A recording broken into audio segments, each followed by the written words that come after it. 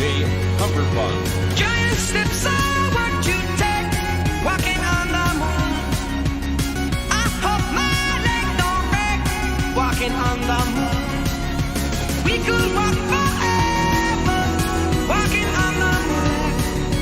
We could be together, walking on the moon. So many say, I'm wishing my days over. I give it a price I pay. Tomorrow's not no way. You stay, I may as well play. Walking back from your house, walking on the moon. Walking back from your house, walking on the moon. My feet they hardly touch the ground, walking on the moon. My feet don't hardly make no sound, walking on the moon. So many say, I'm wishing my days over. I need a surprise I pay. Tomorrow's not no way. You stay, I may as well play.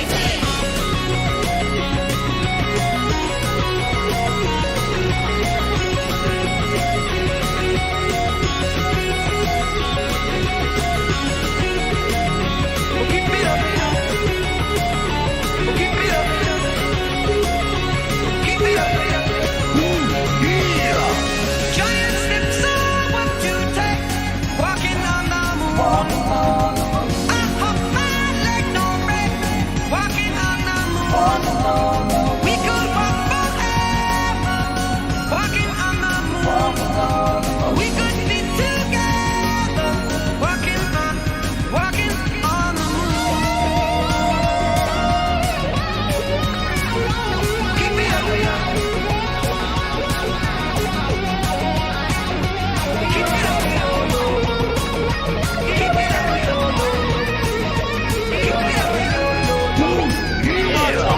Walking on the moon.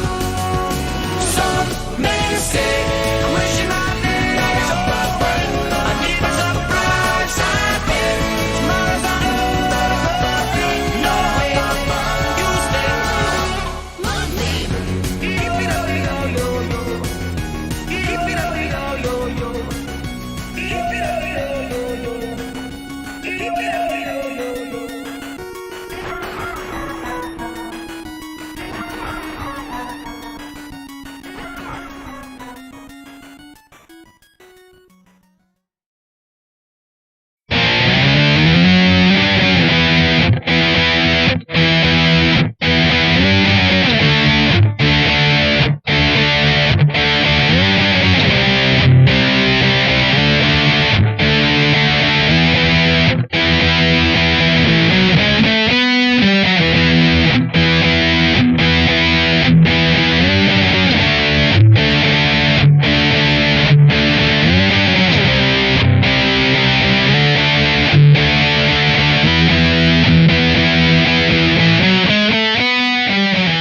Oh, now. Good morning, good afternoon, or good evening, and welcome to the Vanguard. For Spike single-handedly keeping us from being monetized on YouTube, Cohen, I am Matt Wright, and together we are traversing the muddied waters of freedom. Hey everybody, you deserve a break today. I don't know if it's the first catchphrase.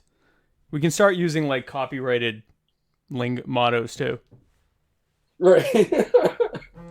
Give me a break. Whew. First and foremost, let me thank Allison for pouring me this kava that I'm drinking today.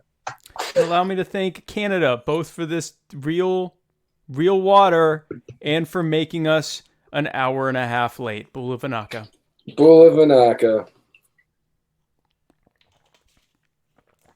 So funny story, guys. If you're looking to be on time for anything, even if it's late at night, don't cross the border to another country and back, because they don't care. No. They don't care. There are thousands of people at the southern border that can prove that. Yeah, no, I guess as all things considered, I did well, because I'm not like lying on a dirty floor right now. And Alexandra Ocasio-Cortez isn't in the nearby parking lot crying. Right. At an empty parking lot. At the empty parking lot adjacent to the building that I'm in. Right. Yeah. So, yeah, they don't care. If I wasn't an anarchist before, which I am, 13 minutes 9 seconds. Then but your timing's off on this. This is when I started streaming, even to test. Right. Yeah. As opposed to the 13th minute of the show. So like 1 minute and 48 seconds, probably. Probably. Yeah. Yeah. I I realized that listening to one of our earlier episodes, and I was like, that wasn't 48 minutes. And I was like, oh, he's counting the time in which he's streaming. I had been test streaming before. Yeah. Hey, everybody. Hi. Yeah, so it's been a week. This has been a week. This has literally been a week. It has been an actual 7-day period of time. That's right. I should probably pull up my notes. I've got like text messages from former Writer's Block guest Sarah Anderegg on, and I don't know what we're leading off with today. We are leading off. Go What's ahead. That? No, go ahead. She was sending me a picture saying she's watching the show. So Sarah, hello to my best friend that is now in the Continental, who's in the lower 48 or Hi, on Sarah. the mainland or whatever. The mainland of America. Well, Sarah, we have some bad news for you, and we have some bad news for the rest of America. Ross Perot, the only man that my father saw fit to ever vote for as president, passed away, I guess, late last night at the age of 89. If you thought I thought he was old in 1992. So Yeah, it's amazing that I read he was 89, and I was like, huh. I thought he would be like 100. My money would have been on him being, yeah. I figured he would have been like 105. He was an old-looking 69. But you know what? He aged well, because if you looked at him like 2 years ago, he looked the same as he did in 1992. So he reached his... That's what happened. He reached old That's man. what happens when you're only 5'6". That's a good point. You just become old, and then you just remain old. You age from that point forward. You age gracefully. So he died after apparently a long battle with leukemia. And not a lot of people know this. Yes. But when I was younger, because every story I tell is about when I was younger. Right. Much younger. Right. When I was younger, I was a bit of a Ross Perot fan. And even when we did the school election that year, I still voted defensively and voted for Bush. So I was a terrible... a lesser of evils. Evils vote at school. Lesser evils in a school election. With no consequence. No consequence to who won it. But yeah. That's true. But it was because of the 1992 debates that I wanted to work on impressions. And mainly because of SNL. Or Saturday Night Live, for those who aren't hip. Right, yeah. So my parents were huge Ross Perot fans. I was a huge Dana Carvey as Ross Perot fan. Me too. So in the same way that I'm a large Dana Carvey as George Bush Sr. fan. Right. So yeah, I mean, my parents were like, Ross Perot is the future of the country. They were utterly devastated and for some reason surprised when he didn't win. I was very confused because I was told he was going to win.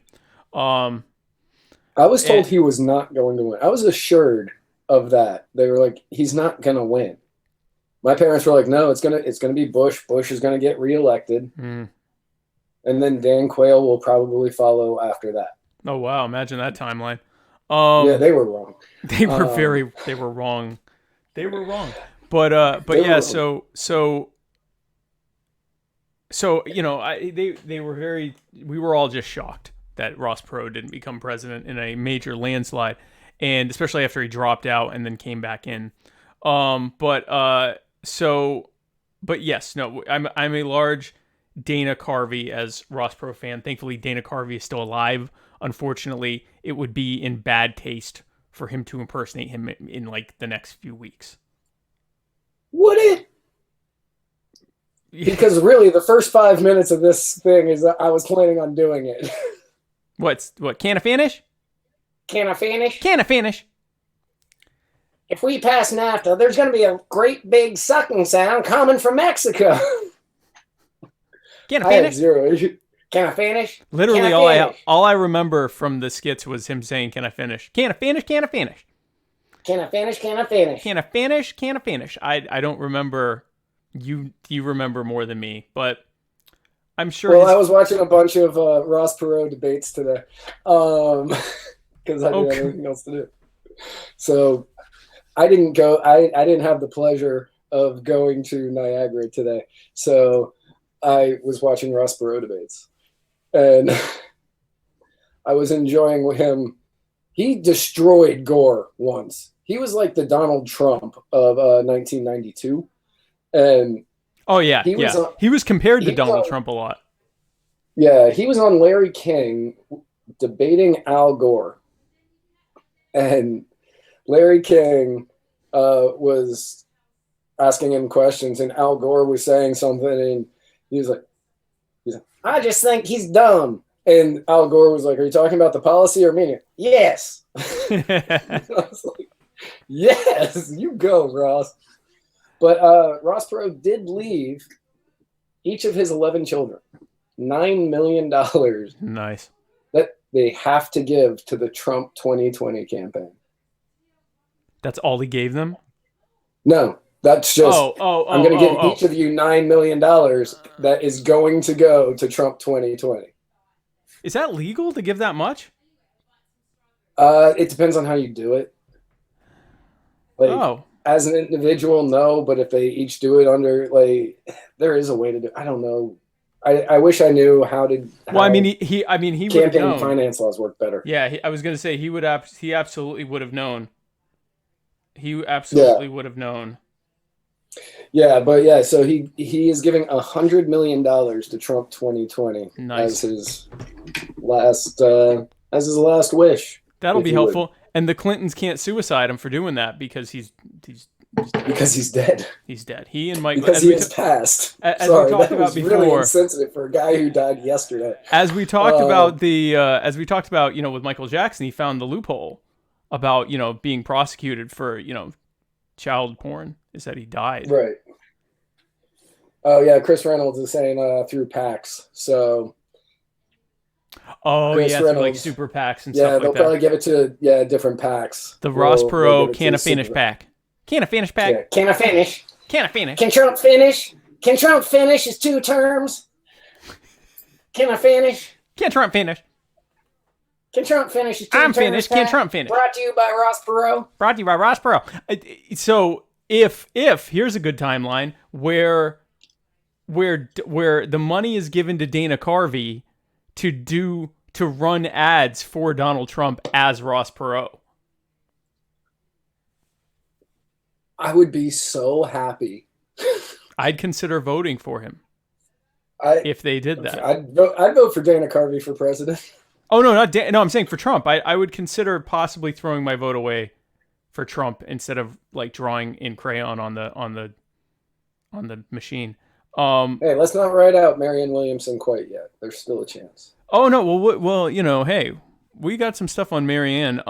She's I'm voting for her in the primary. That's happening, and I've now joined Twitter as Muddied Waters for the sole purpose of asking Marianne Williamson to be on my show until she finally says yes. And if anyone listening is also on Twitter, please go on Twitter and ask Marianne to be on my show. Yes, because if we could get Marianne Williamson on Spike's show, that would be a lot of healing. A lot of healing. Lots of healing for everybody involved in this world. She would be able to bring together all nations of the world, starting on my fellow Americans. Starting with New Zealand. Of course. We're going to talk more about her, but I just love... The more I read about her, the more I'm like, oh no, I think I want her to be the president. It started as a joke, and then it's like, oh wow, actually I think maybe, yeah, because she's not actually a leftist. She's just like a hippie. But she talks about... Anyway, we'll talk more about that later, but I really like Yeah, her we'll a talk lot. about it. Ross Perot, rest in peace. What? I said Ross Perot, rest in peace. Yeah. Rest in peace, Ross Perot. I wonder if his middle name starts... I don't know his middle name, but I hope it starts with an I. R.I.P. R.I.P. I'm going to look that up now. I'm going to look that up now because I hope so. Ross Perot, middle name. Actually, I think it's Ross. Ross Perot. Name's Ross what? Oh, no, I think it's H. Ross. H. Ross Perot, yeah, HRP. That's not H. Ross Perot. Yeah, that's not I even. remember that. That's not funny at all, actually. Okay, well, it was worth a try. So yeah, so he's dead. That's very sad. So speaking of things that are dead, Eric Swalwell. Man, mine was going to be so much less dark than that. Thinking of things that have died after a short fight, Eric Swalwell has died. Well, his non-existent shot of ever being president has died. Like Ross Perot's. Like Ross. Yeah. So neither one of them, Ross Perot and Eric Swalwell, share something in common. They'll never be president ever. Yes, that wasn't actually not true before this, but they've both in their own special ways confirmed it. Eric Swalwell has ended his campaign, being the first of the 742,000 Democrats running for president right now. Actually, 742,001, and we'll talk more about that shortly. So he's dropped out. So if you have a gun, fear not, you will not be nuked yet. Probably. You probably will not be nuked. You might be nuked. Yeah, you might be nuked. You might be nuked, but the odds of you being nuked are back down in the low double digits. Yes, it is a much lower chance that you're going to get nuked because the crazed Howdy Doody. The Howdy Doody of gun control. Right. It's like if Howdy Doody was possessed by whatever spirit possessed Chucky and decided to run for president. He has terminated his campaign and he will not be dropping nukes on all legal gun owners in America. On anyone, which is good. Because he seemed like he was really nuke happy.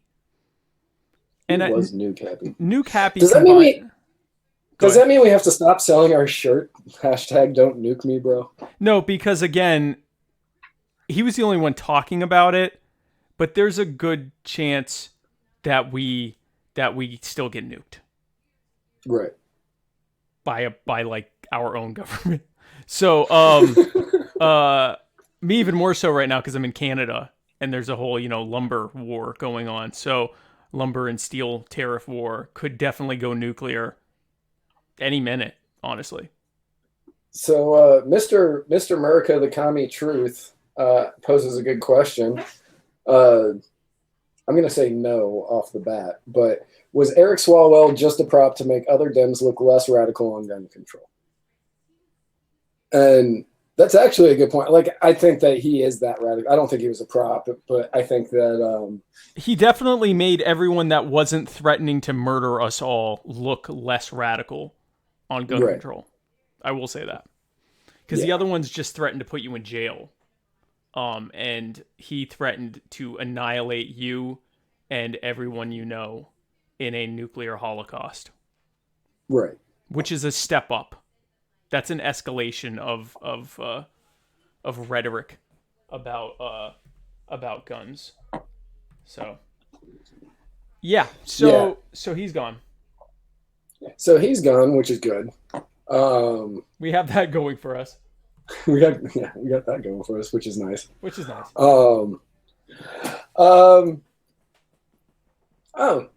So I'm not doing this transition. You can do this one. I don't know how to do that one. Okay, let me see. What are we working with here? Yeah. Oh wow. You can segue. Hey, so speaking of things that no one actually cares about, well, actually, I don't know if that's true. Anyway, so the Walt Disney Corporation of America decided to cast not Halle Berry, which confused many people, but which confused so many people. Which confused a lot of people who thought that's a seasoned Little Mermaid. Can we call her a Little Mermaid at that point? Maybe we just call her a mermaid. Disney's The Mermaid, featuring someone who I'm not sure can sing. But Halle Bailey, which makes way more sense because she is young and can sing. She and her sister. Cast Halle Bailey. I don't even know who this woman is. So I only know because my wife would show me these videos of, this was like probably 4 or 5 years ago now, and of these like preteens singing, and they sound like full-grown women singing these songs, and I'm like, this has to be lip-synced, and it wasn't. Like they're incredibly. I can't even imagine how much better she sings now that she has, big lady lungs. I don't know how that works. But she has been cast as the new Ariel, the Little Mermaid, and America's now in a race war. It's a race war. You need to pick. If there's any confusion as to what race you are, you should go to the DMV if that's not like listed on your driver's license, and you could definitely, once you do that, depending on what your color is, you need to find other people that have that on their driver's license and start hoarding resources because it's really bad on Twitter and Facebook. And that's bound to spill over. That's why we said you might still... Yeah, into every other aspect of life. Every other aspect of life, it's happening. Anyone of different colors than you who still pretends to like you is that's a lie. They already know and are plotting. This is real. It's not just memes. So the big thing here that upsets me is let's talk about the sticking to character. Okay? Halle Bailey does not have gills. She, I presume, has legs. In all fairness, Jodie Benson didn't have gills either.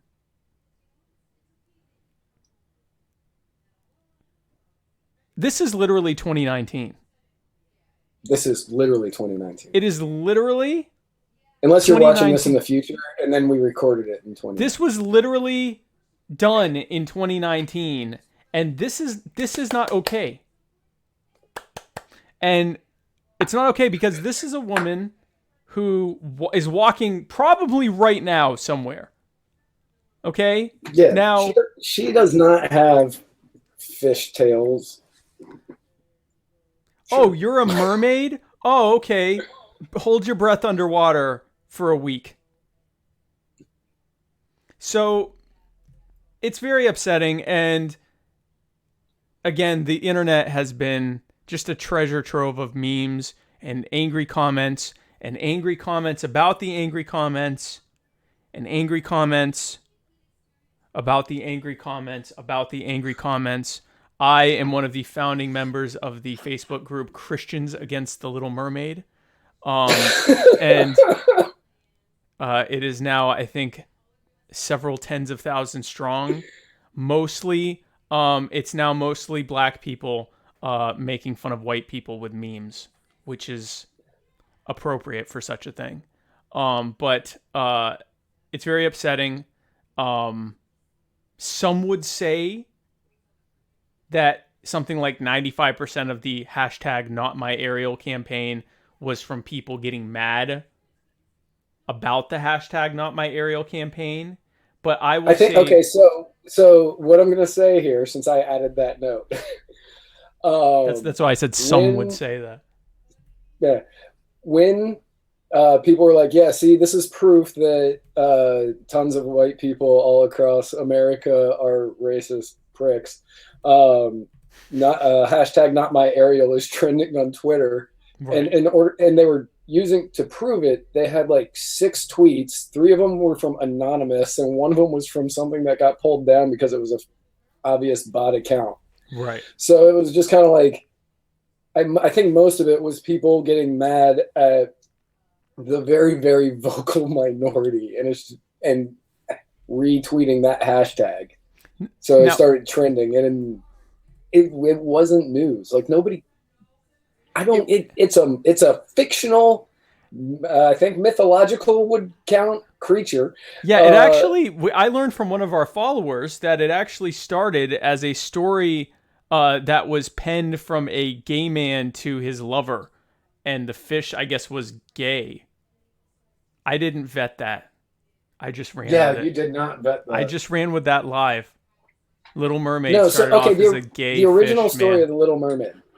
Gay fish man. I know it. Because, 2 sisters.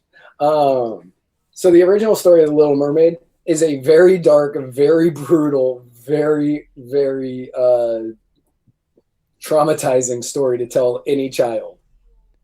Because it's about Ariel, and she wants to get with the prince, and so she goes to Ursula, and Ursula's like, okay, but I'm going to take your singing, or I'm going to take your voice, so you're going to have to talk to this guy without being able to, you're going to have to get this guy to fall in love with you without speaking. She doesn't do it. He ends up marrying somebody else. Oh, God.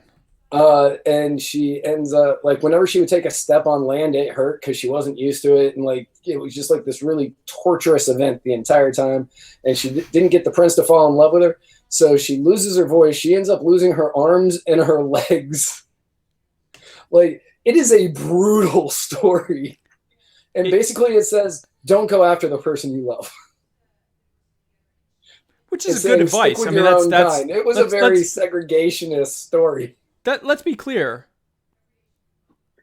That's good advice. Stay away from the one you love. Find something practical. There's something. That's definitely what you should take from that. But I still like the idea of what. So was there a crab that sang calypso songs in the book? No. I don't care about the book. I don't care about the book. The book doesn't matter to me anymore. Oh yeah, something about she like turned green at the end and like rotted. I can't remember all of it.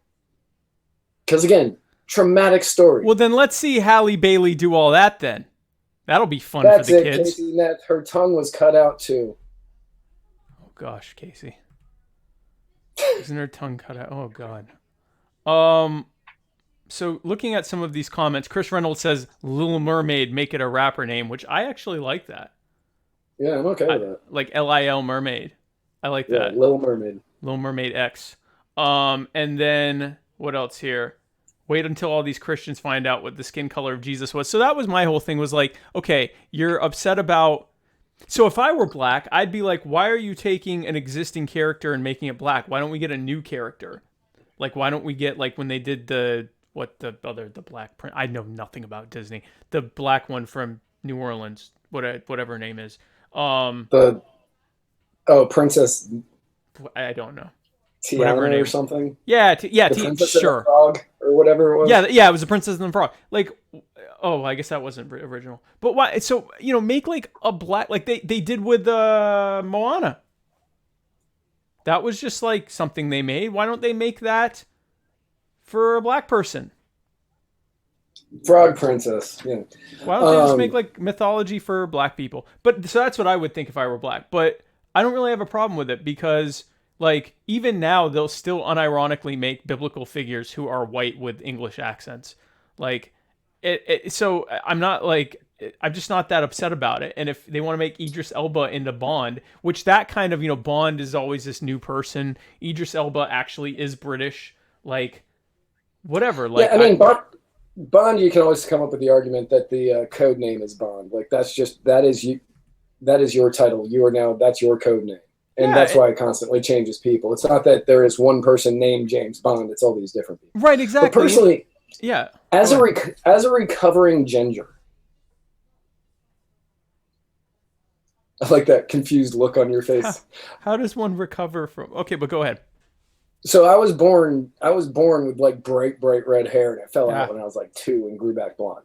So recovering ginger. Um, less than 2% of the world is ginger. Stop getting rid of those parts.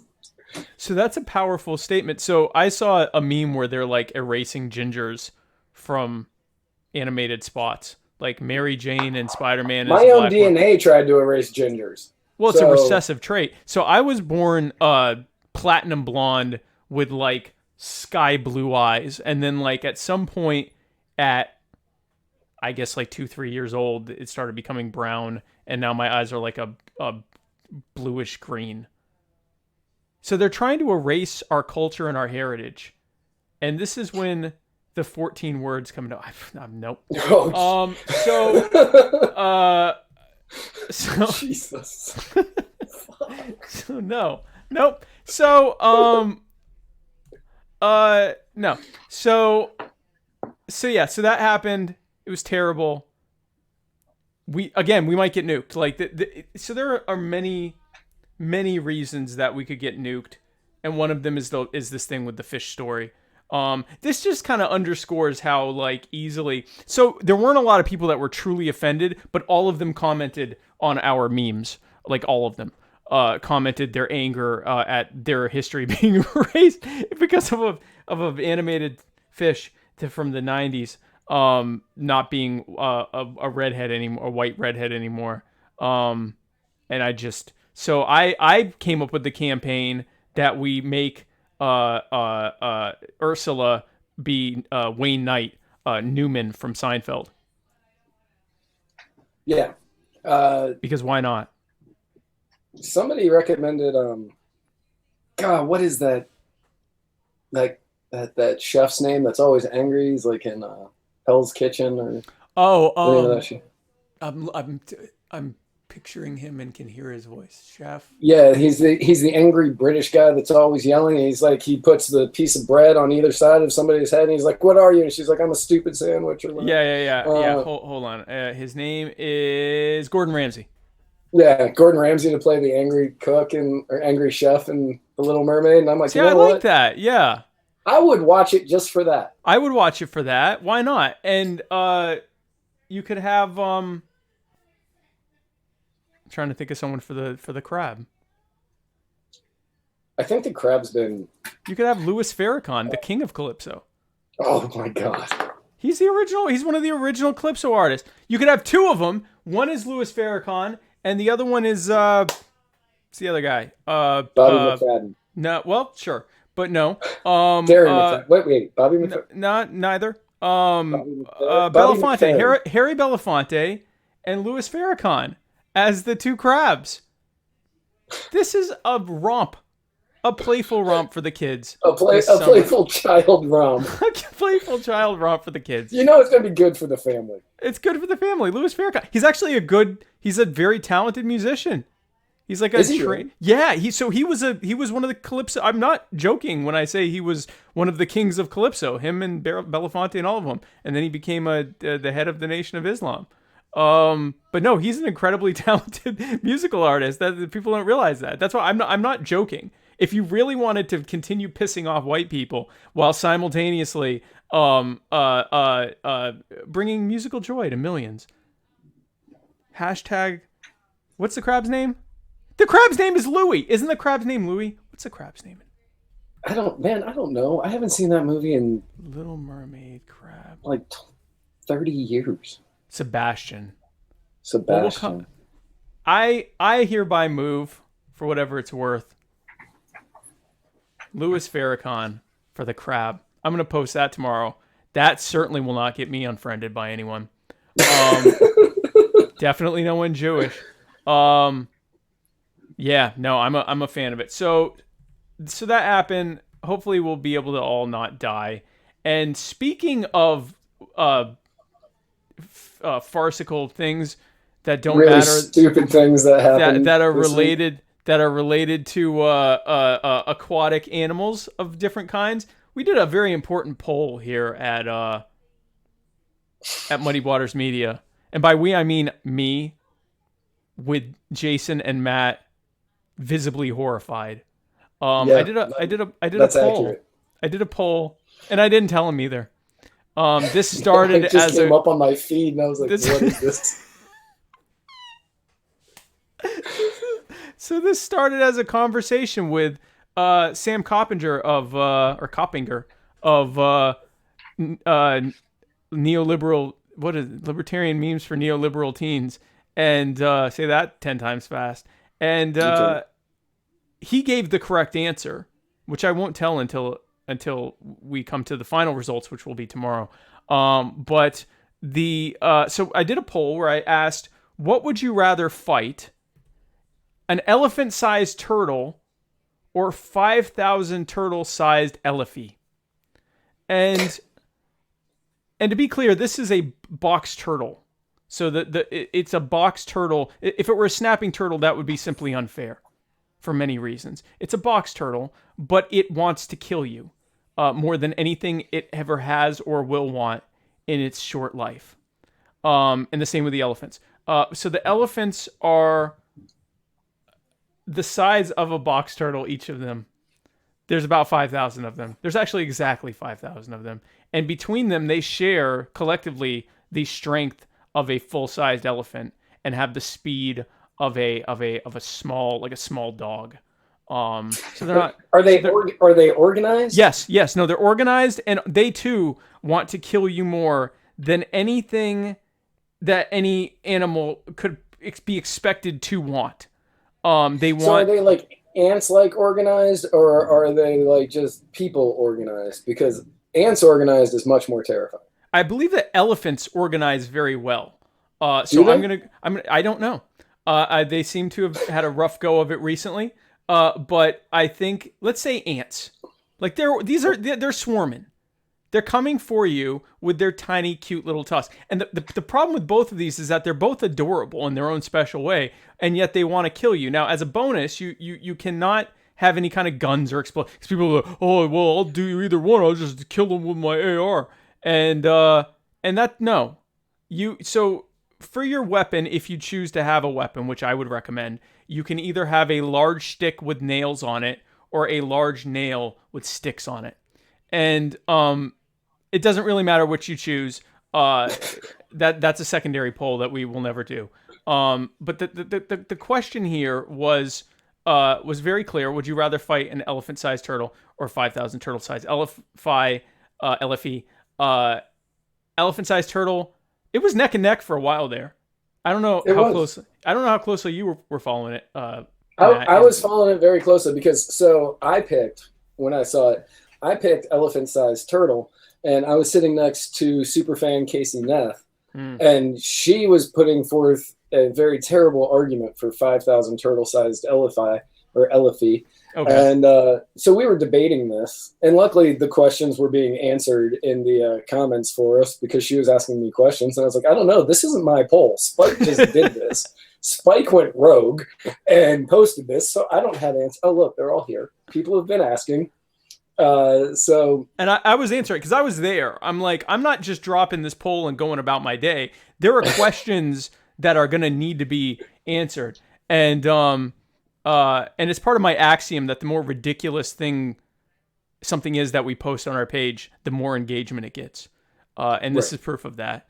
And, or at least it's a data set very strongly in favor of that assertion. Sarah Brandian says libertarian organized. Well, if that's the case, I would definitely pick the elephants. I'm taking because they'll kill each other. Oh yeah, that's actually a good call. If they're libertarian organized, yeah. By the time I get there, if that's the case, I'm taking the elephant. They'll be like, you're not a real elephant. You're not a real elephant. You're not one of us elephant. You're not a real elephant. You're not a pure Get out of elephant. here. You're a state offend. You're a state. You're a state turtle. You're they call each other turtle liquor. So that's but no, they'd actually be organized. But so I don't want to tip my hat on what the correct answer is. I'll probably do that on the show tomorrow. But I will say this: the correct answer is the turtle the size of an elephant. That is the correct answer. I'm not going to say that yet. You can say whatever you want. You're free. That is the correct answer. I don't care what you say. You can. You're free to say that, but I will tell everyone what the correct answer is tomorrow on My Fellow Americans. So for those who didn't see it before, here's where we are. If you feel very strongly one way or the other, you got to get in on the poll. You got to go to Muddy Waters Media and scroll down until you see this poll, and you got to get in on it. If your side loses, this is the most important election of our lifetimes. So speaking of creepy questions that are asked,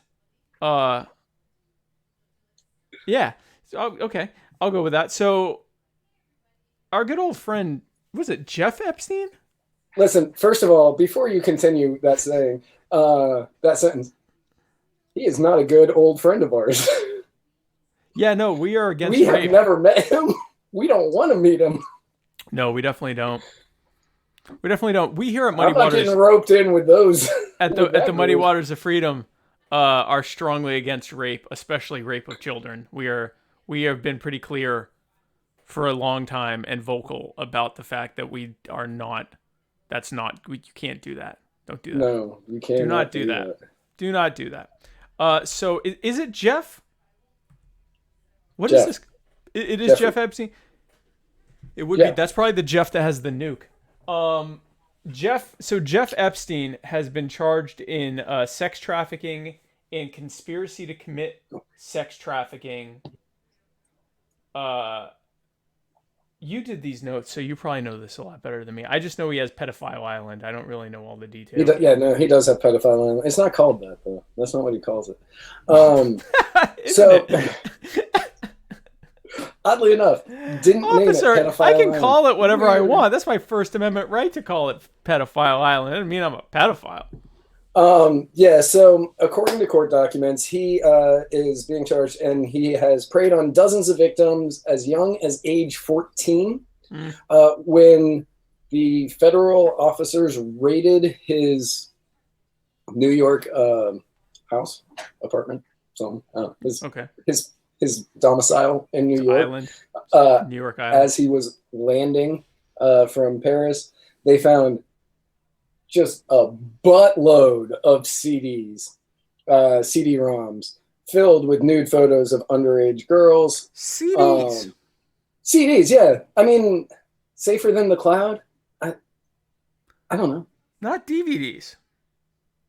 I mean, that's just based on the article I read. Yeah, no, I mean, and to make that clarification, it must be CDs, which begs the question, if you're carrying around child porn, wouldn't you want to maybe kind of consolidate that? He wasn't carrying it around, though. It was just at his house. But even still, to have this big Columbia House pack of CDs, it's not child porn. And there's because if you have several gigabytes of child porn, that's like an entire case that you could just have on like a little flash drive that you smash with a hammer or a little SD card or something like that. I'm not trying to give ideas to pedophiles. I'm just saying, common sense would say that. Anyway, CDs. Yeah, CDs. The former FBI Assistant Director, Chris Swecker, believes that the 2-count indictment was brought to get Epstein off the streets as fast as possible, but believes multiple charges are following it. So, I mean, that's just got to be terrifying. Epstein pleaded not guilty. It's all a big misunderstanding. Guys. Because last time he pleaded guilty and he got the deal of the century, I think is what they called it. And so this time he was like, well, let's see what happens when I plead not guilty, I guess. That's the only thing I can think of. I'm feeling lucky. Those aren't my CDs. If I were in this situation, I'd kill myself. But if I were in this situation and had the raw chutzpah, as an Epstein might, to fight the charges, my main line of defense would be, come on, CDs? CD-ROMs? I'm using late 90s storage technology? Officer, Your Honor, I'm a billionaire. I got a freaking island for pedophiles. Allegedly. I got an island. I have a jet that people call the Lolita Express. I have a lot of really inappropriately named things. Why would I have CDs? Right. Like who said it here? Sarah Branyan said, you could just eat, like if you had like an SD card, you just eat it. Yeah. And then they have to, I don't know. Well, I mean, eat it. Or you could just chop it up. She also said they're probably labeled Epstein child porn and permanent marker. That's what I mean. Like, really, well, no. So apparently, what they were labeled with things like young in underwear, stuff like just like really blatant stuff. Like, yeah, if I get caught, this is just a big middle finger to everybody. Just like, screw it. Yeah, not guilty. Shane Sweeney says that they should have had them on floppy disks. No one would look twice at those, but it'd probably be less capable of looking at them. Yeah, I mean, unless you want to look at, 600 by, what is it? 640 by 360, badly, highly lossy pictures. Right. Then, yeah, no, you're probably, if you're looking at any videos, you'd get like a second and a half, and then you'd have to switch the floppy out. This is more than I expected to talk about storage technology in relation to child porn in my entire life, actually. Right. Today, and yet here we are. Today in court, the judge was. They were, they're trying to figure out if he should get bail or if he should be held because a man with 2 jets and an island that the U.S. isn't allowed to go to, slight flight risk, and the judge literal flight risk. Literal flight risk. Right. And the judge was saying, I'm not sure if this is in a case like this, if that's okay. And they said, why? Because, well, it involves rape. To which the defense attorney said, I mean, maybe statutory.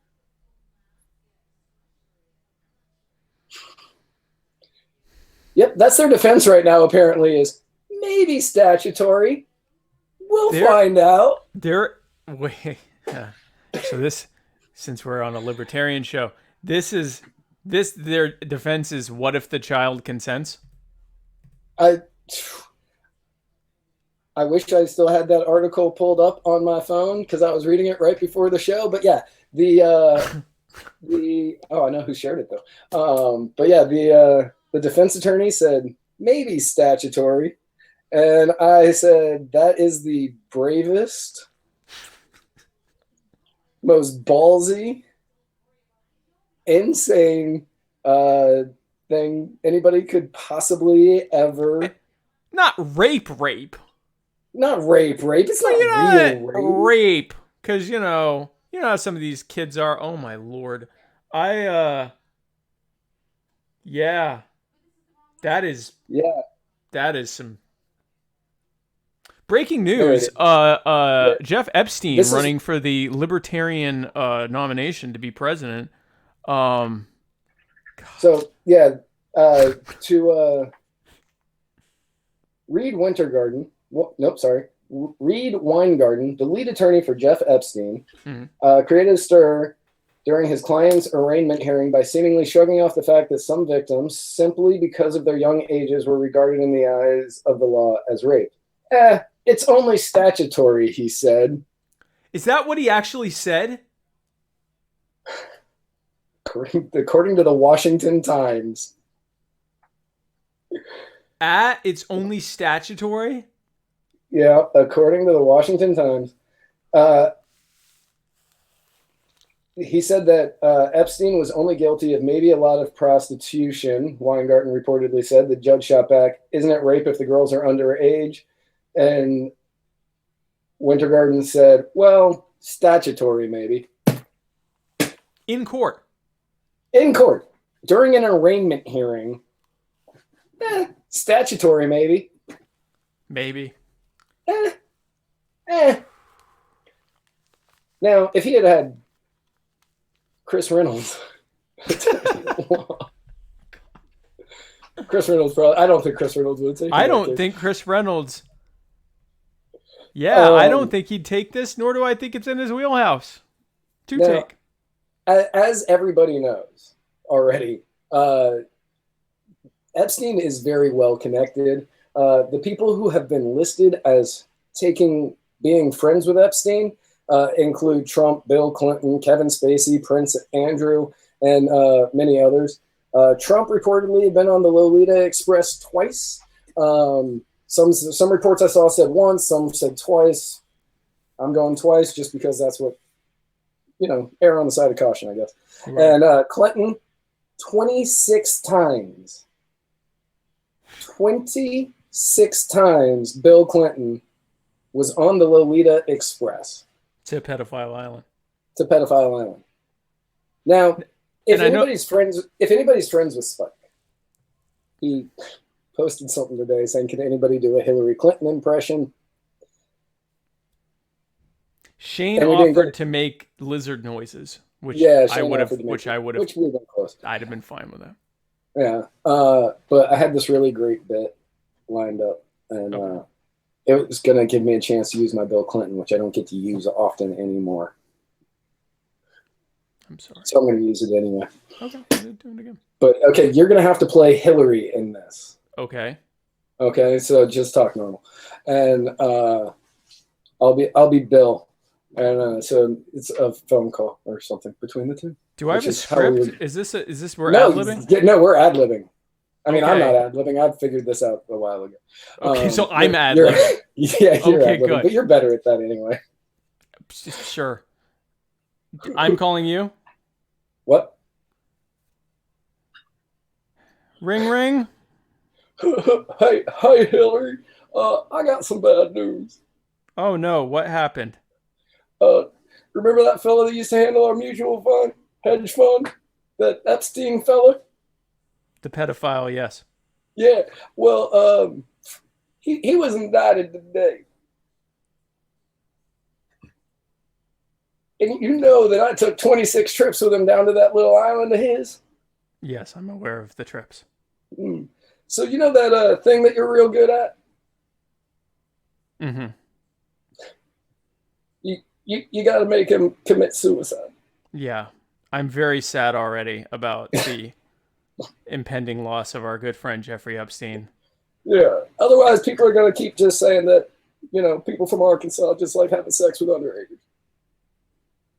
Yes. Fast forward to when she hears that he dies and she goes, yeah. So, yeah, it was going to be something like that. But that actually was unfortunately very close to how Hillary sounds. That was actually pretty close to how Hillary It's kind of scary. I wasn't trying. The more I tried not to sound like her, the more I sounded like her. And I'm not sure what that says about me or her, but I don't like it. Yeah. Well, good. So, yeah, so he's not going to live. He's definitely he's not going to either. He's going to start he's going to start naming names in order to do his best. Oh yeah. In order to do his best to stay out of jail. Because he can, and if not stay out of jail, at least maybe one day get out of jail. Or be able to work out some kind of deal. And the more big name politicians he can, big name people he can drag into it, the better. Especially if they're presidents and former presidents. So yeah, no, he's gonna die. So rest in peace to Epstein. I would say hi to Ross for us, but I'm pretty sure Ross isn't going to burn in eternal hellfire. I just feel like he. I feel like Ross is a decent enough person that he and Epstein are not going to be. If he is going to the hell, he's not going to be in the same circle. Yeah, they're not going to the same place, I guess, is what I want to say, because there's the Jewish theory on the afterlife is a lot less black and white, but if you're going Dante's rules. Then there's Dante with the rings and so forth. The seven circles. I'd say Ross is at least solid purgatory material. I'm just winging it there. Maybe level 1 on either side. Or something. Yeah, I don't think he was a saint, but he's definitely not going wherever like lifelong child sex predators go. That's a different place. That's a different place. So say hi to Che Guevara. So It's man. So you know what is safe for the kids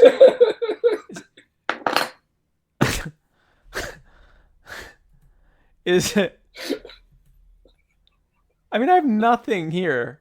This is our line. This is our order of in the notes. This is what You picked this order too. did I pick this order? Well, I mean, you could have put the turtle poll update there. Oh man, yeah. I just thought because of the animals. So guys, are you thinking of making a podcast? Well, I know I am. And I'm going to be going over to Anchor FM. Anchor is the easiest way to make a podcast. That's right. Anchor gives you everything you need in one place for free, which you can use right from your phone or computer. For free. Well, I heard that they had creation tools that allow you to record and edit your podcast, so it sounds great. That's absolutely 100% true. Wow. And not only that, but they will distribute your podcast for you so it can be heard everywhere. Spotify, Apple Podcasts, Google Podcasts, Radio Public, and many more. That is incredible. And the fact is, you might think it can't get any better, but yet you can easily make money from your podcast with Anchor with no minimum listenership. No minimum listenership. No minimum listenership. Well, that's great day in the morning. Great day in the morning indeed, Matt. Great day in the morning.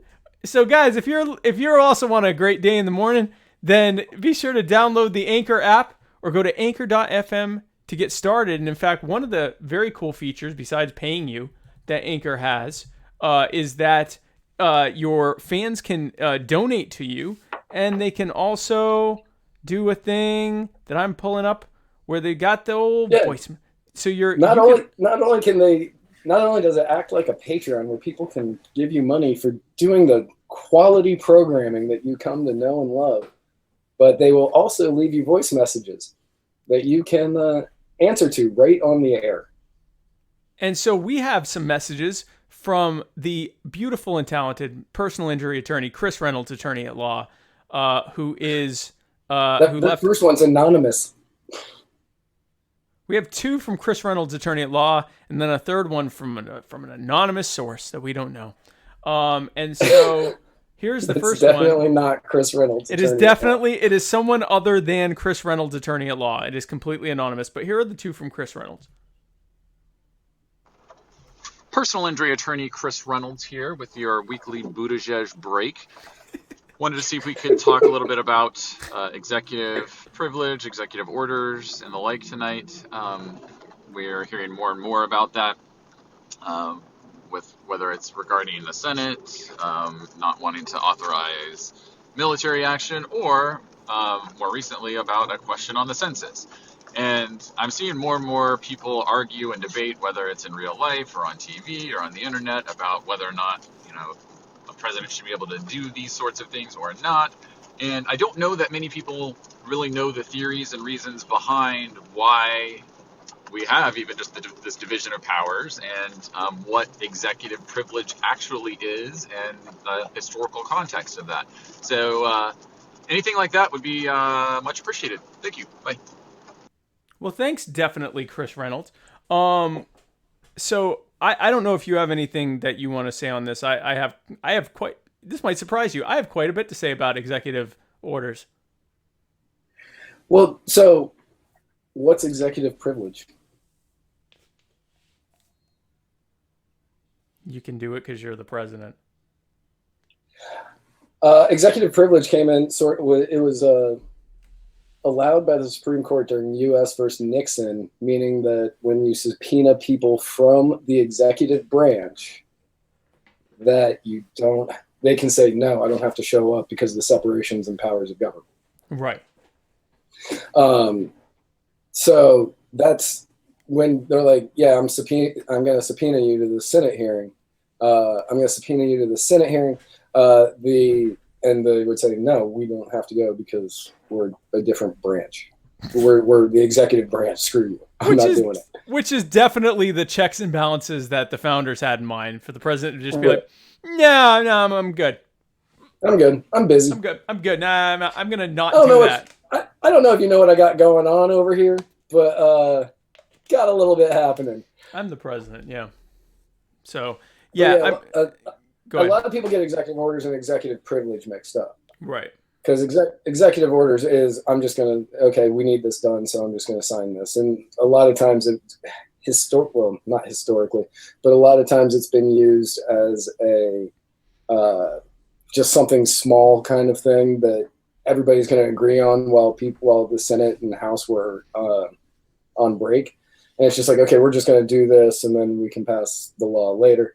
Right. But then people started abusing that power. They're like, well, if you're not going to pass this law, I'm just going to do an executive order. We saw it a lot in the Democratic debates where, day one, I'll sign an executive order to get rid of AR-15s and all weapons of war and whatever. I'm going to sign an executive order to get rid of global warming somehow. But yeah, so executive orders and executive privilege are two totally different things. When you invoke executive privilege is when the Senate's like, hey, we need to talk to you, your staff, your cabinet, and they go, no, executive privilege, not showing up to that. Yeah.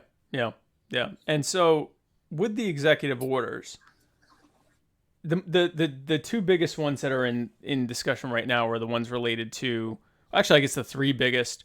The two biggest right now are the census question and the stuff related to the border wall, and then the one that is probably every bit as important, but doesn't get as much attention because Democrats would be doing the same damn thing, and if it were the other way around, is that the Congress has been pretty much saying to Trump, we're done with the war in Yemen. We're not helping them in Yemen. We're not helping the Saudis destroy Yemen anymore.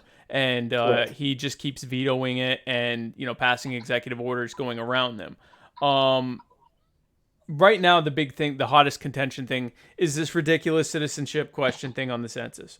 So for clarification, and my timeline may be a little bit screwed up, but basically, there used to be a long form and a short form of the census. And the short form, everyone got. The long form, only select people got. The long form, up until starting in, I want to say 1950 or 60, started asking if the main person in the household, like the head of household, was a U.S. citizen or a citizen of another country. And then for a brief period of time, it stopped asking that, and then it started asking it again and again. I don't remember the timelines here, but it was only on the long form, and it was asked on just select people, and it was only asked of the head of household. Then in 2010, they got rid of the long form, and now it's just one uniform census that everyone has to fill out. And many people don't, but most people, you're required to fill out. And that has never asked the citizenship. Donald Trump wanted just the short form census to ask if the head of household and everybody in the household what their citizenship is, which has never happened before. Right. And so Congress said, no, we're not going to do that. They said, well, Trump said, we're going to do it anyway. The Supreme Court said, no, you can't do that. And Trump said, well, we're going to pass an executive order stating that we're going to do it. We'll see how this turns out. The Supreme Court has a history of extreme deference to the executive office, to the point of it basically being easily the most powerful of the three supposedly co-equal branches of government. Now, so I may be wrong here, not to interrupt you. Well, to interrupt you before you spiral. Yeah, I may be wrong here, but I think that the Supreme Court ruled that they couldn't put that on the census. They did. They ruled that they could not put it on the census. And Trump said, I'm going to put it on anyway. And he passed an executive order stating, I'm going to put it on anyway. So that should be fun. Okay. And yeah, he said, I'm going to do it because it's for 2020 and I don't care what you ruled. And they're going to be printing out now. So I want it on there. And so I guess they're going to put it on there. I'm not sure exactly what's going to happen there, but so that's the most recent one. And then of course the stuff with the, passing a executive order for an emergency that he said was not an emergency for the border wall. But here's what it boils down to for me. One party's in the White House. They pass executive orders. The party that's not in the White House says, "This is tyranny. You can't do this. This is terrible. This is not what the founders intended. They intended checks and balances." And then they get into office, and the other party's not in office, and they switch roles. Now the one in office said, "Well, you did it when you were in office, so we're going to do it too, because we're not hypocrites." And the ones that are out of office go, "No, no, no, this is tyranny. It's terrible. How dare you?" And this is nothing like when we were doing the exact same thing. It is what it is. Their partisans are hypocrites. Whoever gets in office is going to abuse power. And the longer it goes on, the worse the abuse is and the worse the hypocrisy is. So, Yeah. So here is the second question from definitely Chris Reynolds.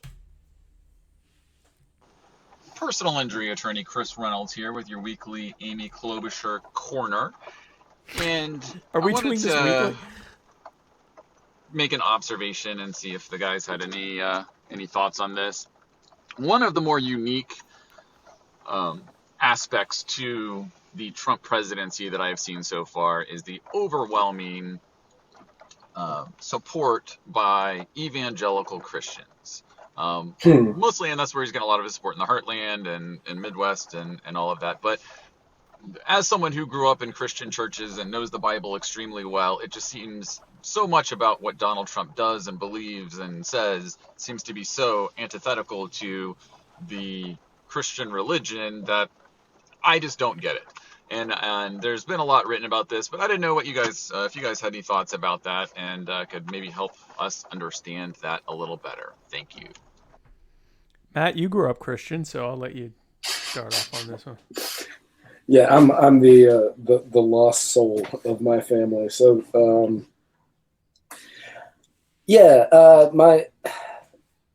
I don't really know if my family's evangelical Christian. I don't really know. We're Christian. I don't know what denomination of Christian. Christian. Yeah, Christian. Like, I don't know, Baptist or Episcopalian. I don't. But yeah, so like I grew up. I did church 3 times a week. I was for anybody out there who knows what Young Life is, I was very active in Young Life. Spike laughs.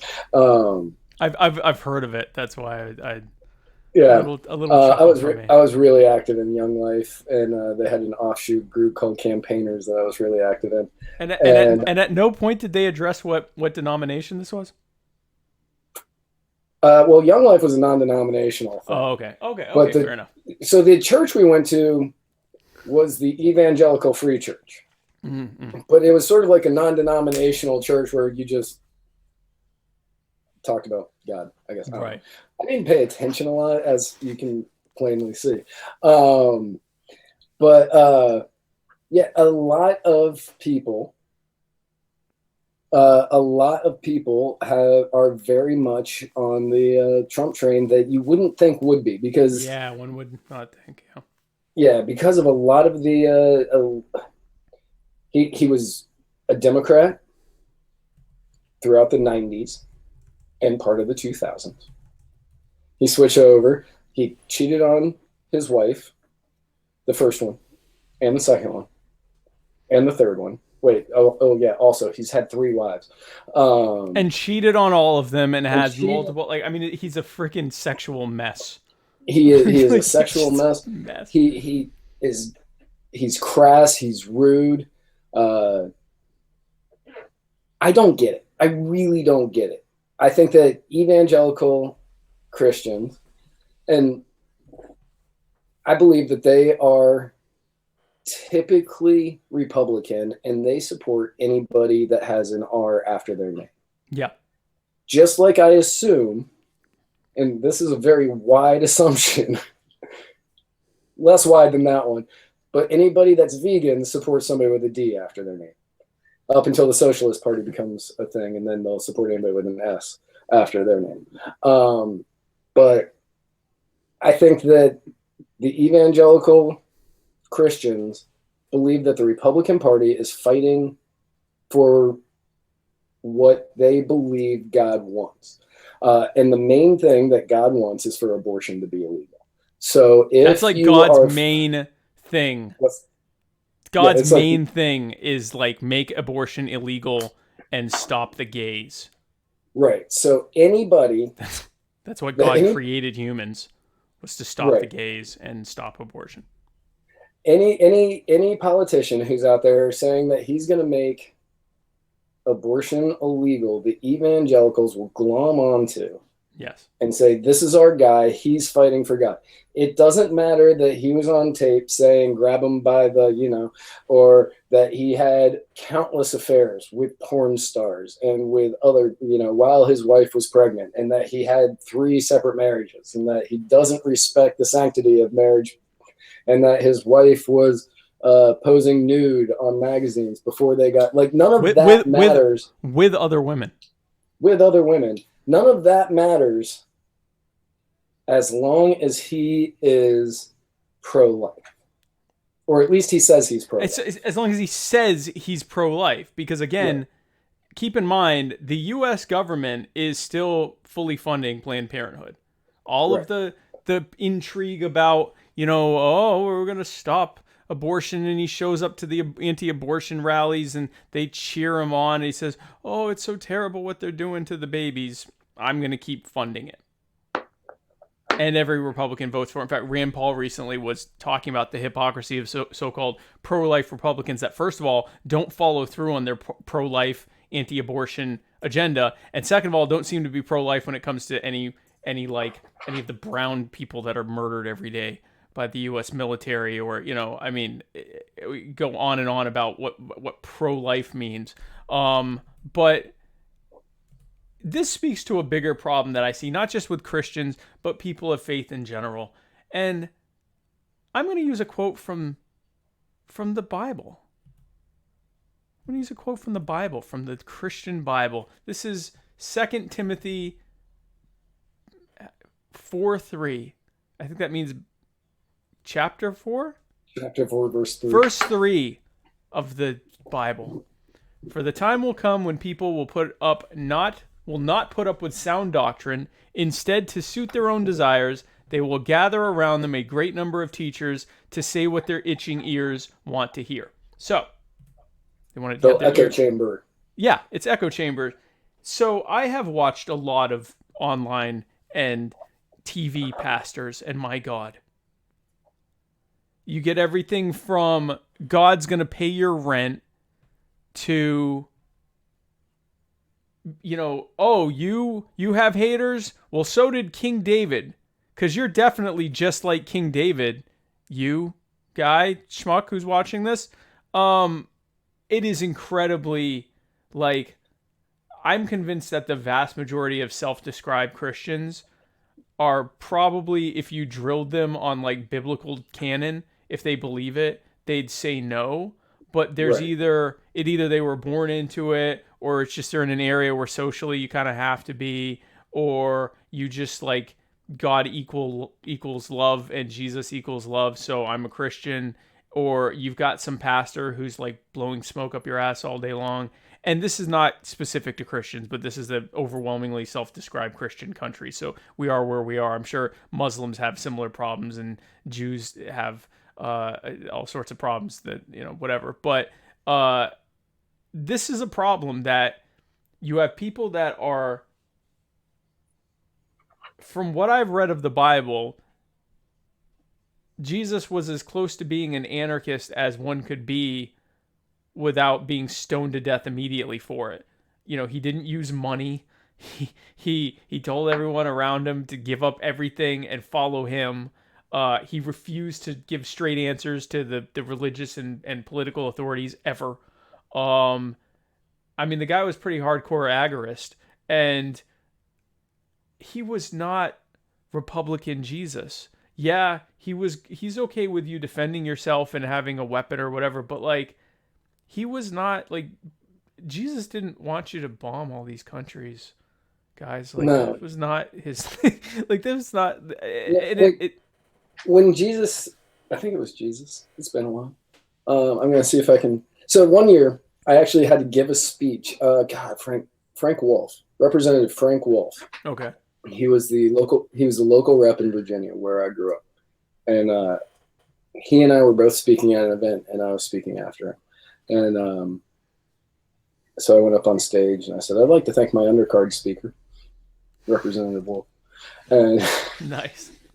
I like I that. I was 17.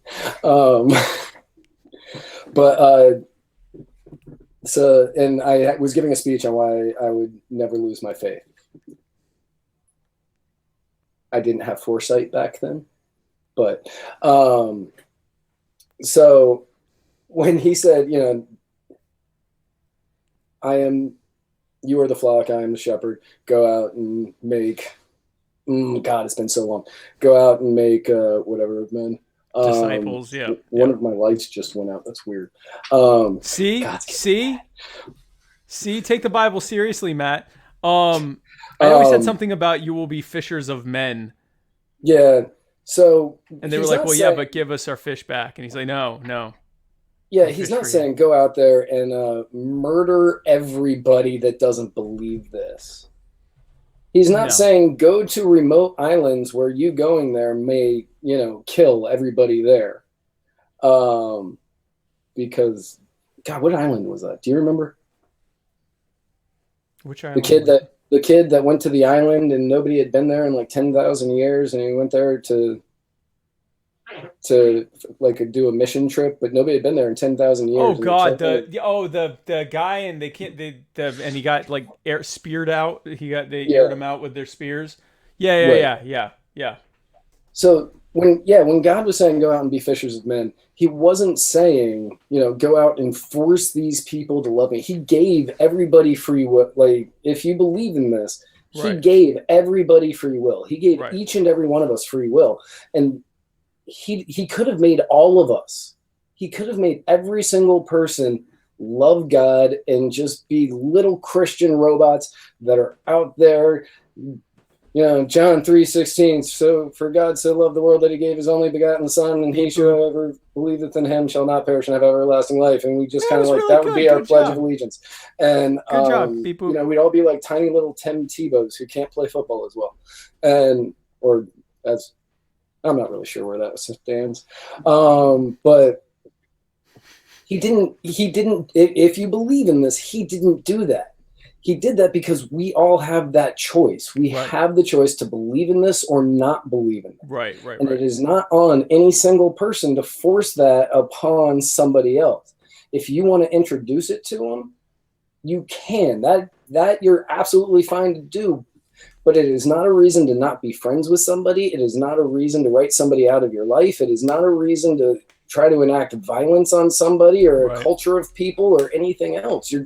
If they don't want it, okay. If you believe in this, if you believe in the peace and the love and the generosity of God and Jesus and the Holy Spirit, then you have done everything that you can. Yeah, I know. I'm like struggling on this. The Matt Wright theology moment. I'm loving it. We're going to have this every episode. We're having the Matt Wright Bible corner. Man, don't make me start reading it. But it is, you have done what you're supposed to do by telling them about it. And if they aren't going to take it, you don't turn your back on the person, you know, turn the other cheek and all that crap. Well, and you also don't hurt them. Like, so the way it's been explained to me is all the talk about judging and rebuking and stuff in the Bible is for Christians to other Christians. It's not like, oh, you're not a believer? Well, I'm going to judge you and you better do this. Or, oh, you're, you know, like a gay, you know, pagan trans furry. I'm going to, you know, give you a heart. Like, no, they're not a part of your faith. Like, they don't, leave them alone. Like, all the people that Jesus walked by and like didn't say a thing to him because they weren't interested in what he had to say. So like, and this goes into the whole like mythology about, I've heard people say, you know, America's the New Jerusalem. And I'm like, no, it's not. No. It's a secular state and it's not even mentioned in the Bible. So if you believe in the end times theories in the Bible, then America doesn't even make it to the end times because there's zero reference to anything even closely resembling America. So unless you ask Republican Christians, in which case, yes, there is, because I get that argument all the time. There is parts in the Bible where they talk about the big bear and the little bear, and they're going to help defeat. And I think that's USA and Israel are going to help defeat the Antichrist. It's like, whoa, let's calm down. If the New Testament is anything like the Old Testament, it names nations and people. It doesn't give analogies. Like Jerusalem, I know is mentioned in the New Testament, and Gog and Magog, which are descent from Amalek. Like, these are real things that were in the Bible. They don't just, oh, well, you know, if you think about it, this could be America. No, the hell it isn't. It's not America. So if you believe, because I know there's theories on that too that we're not going to go into, but if you believe in the revelation and time theory of the Bible, then America's already gone by then. There is no America. It's been replaced by something else, or it's so inconsequential that they didn't even bother mentioning it. So no, Republican Jesus is not real. And Chris Reynolds did bring up a couple of good points that I want to get back to before we go on to the person that's definitely not Chris Reynolds. Sure. Also, Trump's going to nominate the judges that say these things as well, that are going to say, you know, they're pro-life, which that's what evangelical Christians want. So yes, they're going to support that because, you know, we got to make sure that we got a court that's going to fight against people being aborted. Okay. Like that is another reason that they're going to do it. And for the most part, he's going to argue that he is going to be cutting the taxes for everybody, especially the middle class, which most of the people who are evangelical Christians fall into the middle and upper lower class. And if you're going to tell them, I'm going to cut your taxes, right, they're going to be on board. Right. But that's it's so, and which means you're selling out. So if it's like, okay, well, I'm going to give you more of your money back or not take as much of your money, but I'm also going to do all of these blatantly unchristian things. And they go, he's God's candidate. No, he's not. He's a secular politician who's going to maybe rob you less, but also kill people. Just like the Democrat would. Like, the whole thing to me is like, the stronger my faith has been, the more I got pushed to anarchy, because it was like, there is nothing in here that justifies the secular state. And post the destruction of the Jewish temple, there's nothing here that justifies religious nationalism. Like there's and everything I've read, because I haven't extensively read New Testament, but everything I've read from Christ sounded like a freaking anarchist. Like, he didn't have any interest in statecraft or any of the stuff that the Pharisees and Sadducees were mad about, because they thought he was coming back to establish the Jewish nation. And he's like, I don't care about any of that. I don't even care about the Jewish bloodline anymore. Like, this is literally just going to be about making a personal choice to believe. And that is the most anarchist thing I can think of from an Abrahamic religion. So anyway, yeah. So here's our question from, we don't know who. It's definitely not Chris Reynolds, though. Hello, Muddy Waters Media. First time, long time, anonymous. Definitely not Chris Reynolds. Definitely not. Listener wanted to comment on some of the important We're gonna items. have to figure out who this was. Number one, I recently saw this show on Netflix called The Society. It's a bunch of teenagers. Their parents disappear, and they have to create their own society. Discuss. 2, Big Little Lies. OMG. Meryl Streep. Give her the freaking awards, every award she can possibly get now. Taking away Nicole Kidman's children. It's absolutely amazing.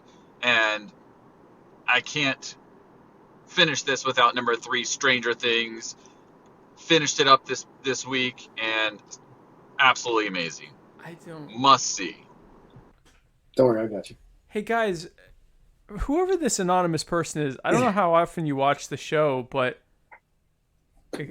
well, maybe Matt. I don't really watch TV. You can. I want to talk about the kids. The Society I haven't seen yet, but it is something that I want to watch. It's going to be a classic retelling of like a Lord of the Flies story, right. Which they've done multiple times. I'm actually kind of excited to see it. I just haven't gotten around to doing it yet. Still haven't seen Big Little Lies because this is obviously the same color from last week. But Season 3 of Stranger Things. Now, Are we grabbing season Mike? 3. Oh yeah, we're grabbing the mic and leaning back. Season 3 of Stranger Things is fantastic. It was so incredibly good. I watched it. It came out on July 4th at midnight. I woke up at 11 a.m. and I immediately went to my couch, and I didn't get dressed. Like, I was just wearing like the pants that I wore to bed, and I sat there and I watched the entire thing in one long stretch. There were moments where I was just gripped to the TV, just completely enthralled by everything that was happening. It was very anti-communist, which I loved. They hit the commies and they hit them hard, and I like that. There were moments where I teared up.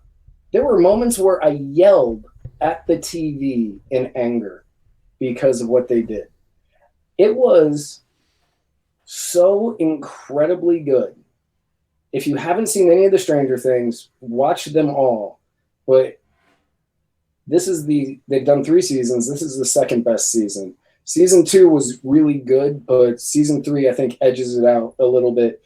And the ending leaves you wanting season 4 so bad, with so many options of what can happen. They have done a fantastic job of doing this. And I highly, highly recommend season 3 of Stranger Things. And I'm not going to give any spoilers because it just came out last week. But it was so good. And there was a moment in there where I was watching it and it's getting really close to the end. And I literally screamed, "What the fuck?" I finished that word, but I'm trying to be clean on the show. And I just sat there in stunned silence for like 5 minutes, just waiting to see if I could have been wrong in what I saw, which I wasn't. It was amazing. Chris Reynolds, professional attorney. Personal injury attorney. But that wasn't him. That was someone else. That wasn't him. That was definitely somebody else. We should definitely get personal injury attorney Chris Reynolds, attorney at law's opinion about whatever the hell you just talked about. I like the idea of the show with the kids. Jacob LaBelle. Oh no. Cobra Kai is not better than Stranger Things, but Cobra Kai. Don't you have to have like a YouTube premium account or something to watch Cobra Kai? I mean, there are ways around that. Oh. Okay. So Cobra Kai is a great show. Season 1 was fantastic. Season 2 was okay. It wasn't as good. It was enjoyable, just wasn't as good. I wanted to see more of a fight between Daniel LaRusso and Johnny, and you never really got that. You had like one minor thing that didn't pan out the way that you thought it was going to. So not better, but it's also different. It's not going to be your sci-fi horror genre. It's going to be your nostalgia. I'm just going to suck on everything you loved from the 80s. So it's different. You gave me a hard time for talking about Game of Thrones once. Anyway, so no, you put it in the notes. This isn't in the notes. This is responding to comments and call-ins, which you said would help us boost our numbers. That's true. And it apparently has. Sarah's not happy. She says, "This is BS. How do I get to call in and leave a message that you will discuss?" So, Sarah, all you have to do is head on over to anchor.fm. Anchor.fm/muddied waters. Mm-hmm. Maybe. Yeah, Muddied Waters. And somewhere on there, you leave a voice message. I think you have to get the anchor.fm app, and then you have to find. Yeah, I think you got to do it from your phone. You got to get the anchor.fm app. And then once you have the anchor.fm app, you favorite Muddied Waters Media, and then you can leave us voice memos. We are more likely to respond if you're also donating monthly. You can donate as little as $100 a week. Probably not. But yeah, so we will. Care? I mean, I will not stop anyone from that. But yeah, so those were our comments. What else do we have in the notes? Oh yes, my favorite subject. My president, hashtag my president, Marianne Williamson. In order to stay in these Democratic debates, they have ever increasing thresholds for the number of donors, minimum donors you must have to stay in the debates. And someone that hasn't been able to be in the debates is a guy named Mike Gravel, who a lot of libertarians like for, I don't know why, but a lot of libertarians like him. He is as far to the left, the old school progressive left as it gets. And so Marianne Williamson, who's already gotten enough donors, thanks to some really good Republican support, to remain in the debates, she went on Twitter and I think on Facebook as well, and encouraged people to donate to Mike Gravel's campaign so that he can get enough donors to make it to the debates. And that just underscores the fact that Marianne Williamson is better than us. Hashtag love is my president. Yes. She is. She wants to love all of us at once. She is the embodiment of pure divine spiritual love. If you that look could up be in charge of everything in this country. Everything. The leader of the free world and the leader of free love as well. If you look up the essential oils, the perfect essential oil blend to diffuse in your Himalayan salt cave to effect cellular healing, it's actually just a picture of Marianne Williamson. So guys, I'm really trying to get Marianne on my show. So if you're on Twitter, please at her. I don't know how Twitter works. Please tweet at her and tag us, muddied_waters, and say, please go on Spike's show. He loves you so much and just wants to help you spread your message. And I will definitely do that. So thank you for that. Hashtag Heal America again. Make America healed again for the first time. 2020. I have no segue for. So speaking of love, then you say it. So speaking of love, Kevin Spacey. Old Kevin Spacey. Old Kevin Spacey. The Jeff Epstein of last year. Hollywood. He was killed off of House of Cards because of accusations of attempted rape of minors and groping of others and things like that. He was like the Harvey Weinstein of gay men. And he thought that he was going to get off with a light slap on the wrist with a perfectly timed tweet where he said, for most of my life, I'm a person who is attracted to both men and women, but for the last 18 years, I've been living my life as a gay man. And he figured that coming out of the closet would be a great way to get the charges dropped on him. They weren't. He was still kicked off of everything, and you've just been watching a slow death spiral of Kevin Spacey's career until yesterday. During the trial for groping somebody at a Nantucket restaurant, I think it was a busboy. Don't quote me on that, though. Okay. But he allegedly groped a busboy at a Nantucket restaurant, and they said that there were some suggestive text messages and inappropriate conversations happening, and they took it to trial. Kevin Spacey's accuser went and fumbled the ball on the 2-yard line. For Spike, that's bad. Is there a mango analogy you can use? And or salmon analogy? Okay, he cooked the salmon at 425 for 35 minutes. Oh, for get the fuck out of court. Get out. Get out of here. Just get out. He he's on he was on the witness stand. He said that he had not altered or deleted any of the potential evidence off of the iPhone he had in 2016. When asked to present the iPhone into God, my brain just stopped working. For evidence? Thank you for evidence. When asked to present the iPhone, the family lawyer Mitchell Garabedian said they could not locate the phone.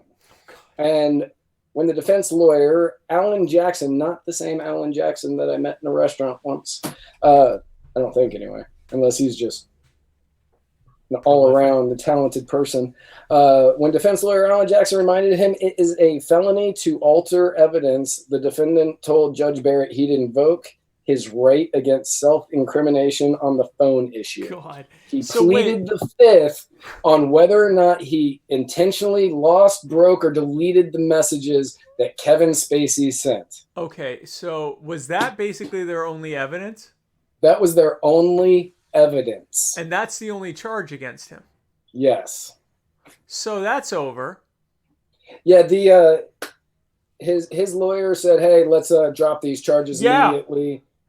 Judge Barrett said he needed a day to think about it. Yeah. And I forgot to look up what happened today, but I'm certain that trial is it's over. That would be over for anyone. Yeah. That would be over. And it's definitely over for a star with a good attorney. That's a done case. I am not sure if Kevin Spacey's career is going to get reignited. That's a tough one.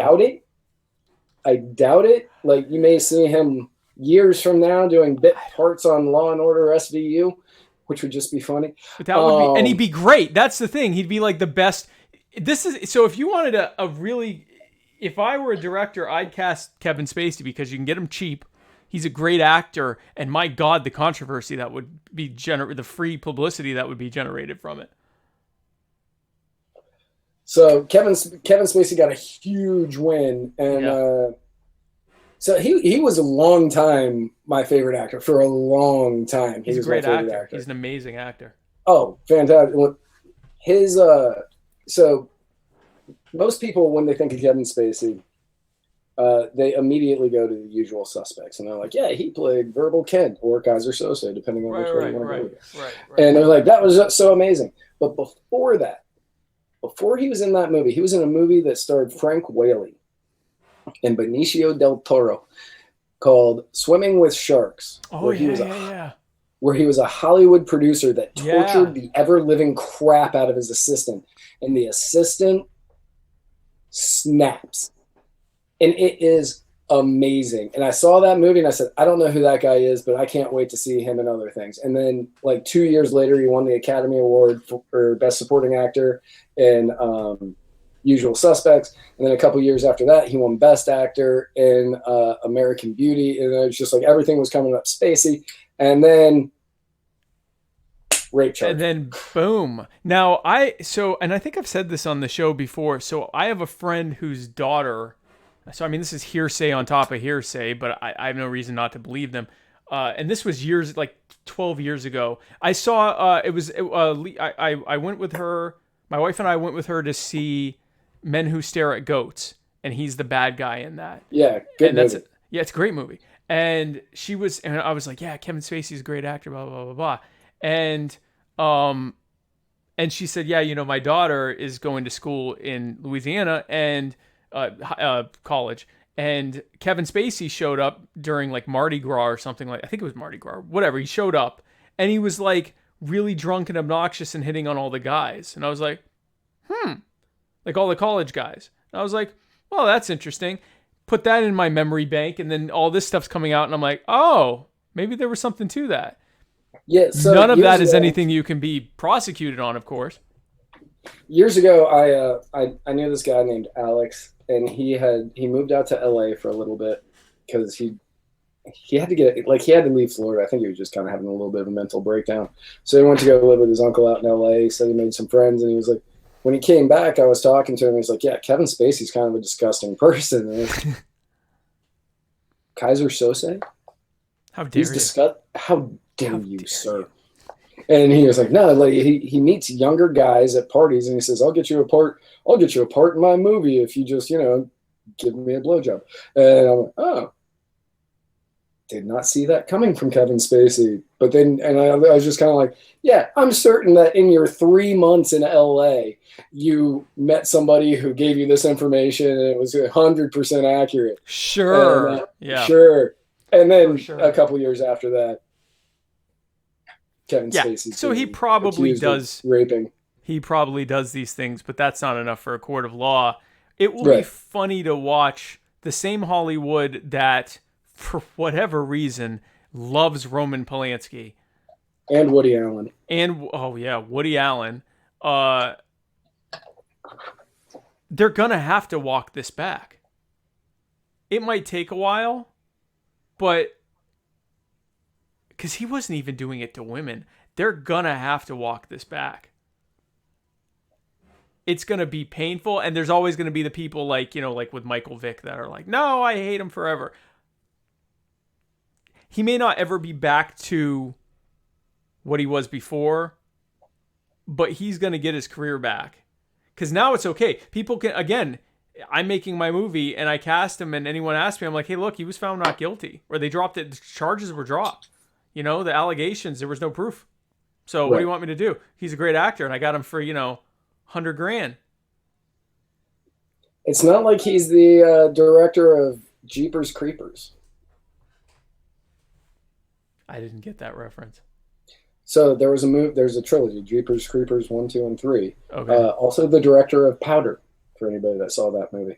I saw The reason Powder. Powder bombed at the box office is because years before Powder came out, this director, whose name I can't recall right now because I don't like any of his movies, he directed some small budget movie, and one of the child actors he filmed basically raping. And Hollywood covered this up. And it came out like Disney hired him to do Powder, then this came out, and it kind of hit everywhere. So Powder bombed. Years later, he made Jeepers Creepers, which Jeepers Creepers is about a fictional. It's about God, how do I put this? It's a horror movie where 2 young kids are being chased by this demon-like thing. Apparently, I didn't watch 2 or 3, but apparently, if you watch 2 or 3, it's very pedophile friendly because it shows how pedophiles do it. Oh God! And people still go to see it. This dude is still making movies. There is video of him doing it to some kid. Oh God! Who is not acting anymore. Look how quickly Mel Gibson got back into the good graces of Hollywood. He's coming back. Kevin Spacey, assuming that there's no other credible, prosecutable allegations. Yeah, I mean, the take a Anthony while, Rapp but- thing is the strongest thing against him. What's that?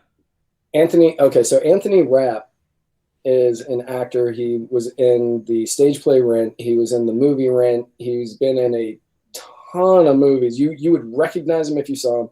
He's in one of the Star Trek TV shows. I don't know which one because I don't watch that. Anthony Rapp? Anthony Rapp. Blonde hair, nerdy. Oh, Glasses. yeah, I know who that is. Right. So he and Kevin Spacey were in a play together back in the 90s. It was right before Kevin Spacey got his role in Glengarry Glen Ross. It's either right before that or right after. Okay. Which is a great movie. If you haven't seen that movie, God, watch that movie. That movie is so good. Like, I don't like Alec Baldwin as an individual, but his performance in that movie is fantastic. It's 10 minutes long, and I know it by heart. So he was in this play. Kevin Spacey brought everybody to his house for like an after performance party. Anthony Rapp at the time was like 14 years old. Everybody left the party. Kevin Spacey had been feeding Anthony Rapp drinks, traps him in his bedroom, allegedly. This is according to Anthony. Right. Traps him in his bedroom and tries to force him to have sex with him. He came out and reported this during the whole Me Too movement. Right. which is why Kevin Spacey initially lost his job at House of Cards.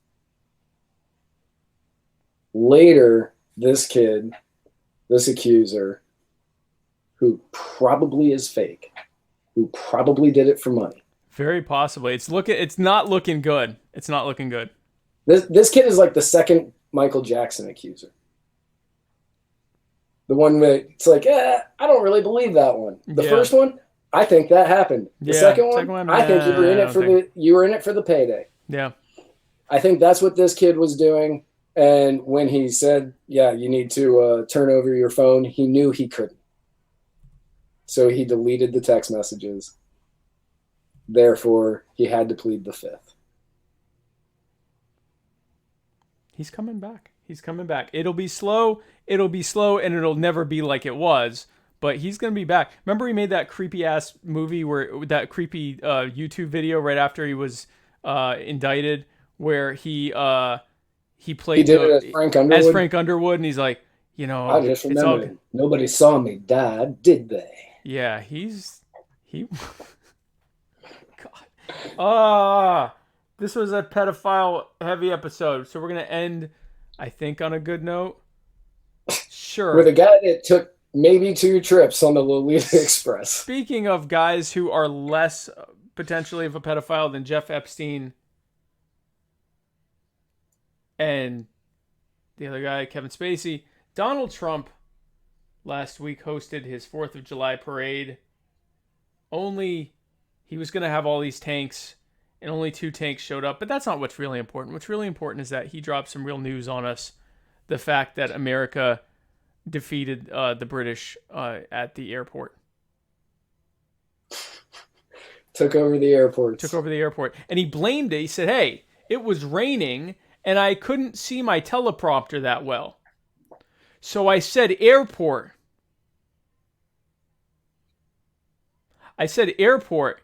In reference to a speech that was solely about the American Revolutionary War, which happened in the late 18th century.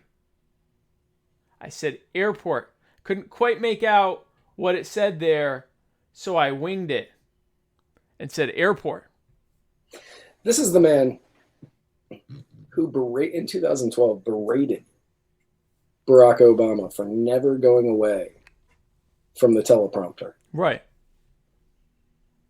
Who brags about the fact that he doesn't need a teleprompter. And many of his speeches, this is going to be shocking to a lot of people, many of his speeches are made up on the spot. He shines on the spot. I mean, he'll still say stupid stuff, but he shines winging it. He just shows up and just stream of consciousness, and his supporters are like, yeah, all of that was true. Okay.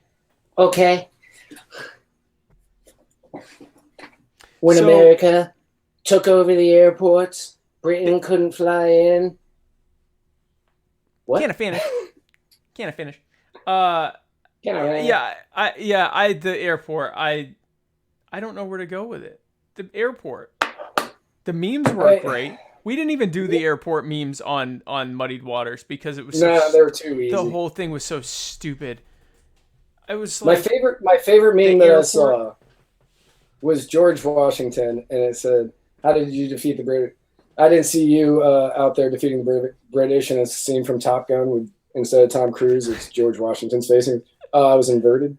Yeah, I was inverted. That was the best one. That was good. Yeah, it was a huge gaffe. It was a huge gaffe, and it was. Well, and then I saw some, I don't know if this was real or not, but on 4chan, some people were like, oh, well, you think you're so smart that flying didn't exist. And they were showing pictures of like Leonardo da Vinci's whirligig flying machine. And I'm like, is this the hill? This is the hill you want to die on.